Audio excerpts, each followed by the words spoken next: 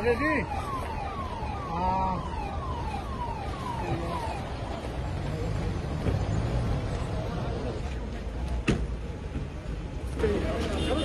आजा भाई, पीछे पीछे पीछे पीछे।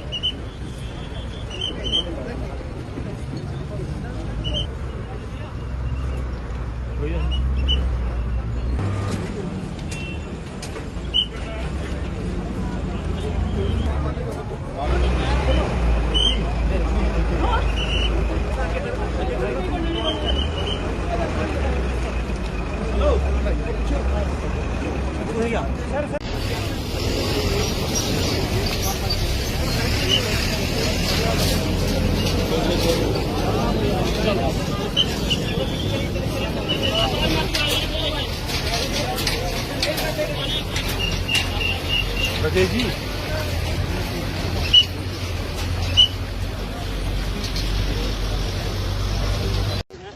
तरफ हम देख रहे थे कि हाईवे कई दिन जो लगातार बंद रहा, कुछ चीज़ों को सामना करना पड़ा। कुछ बड़ी खबर आपको ये भी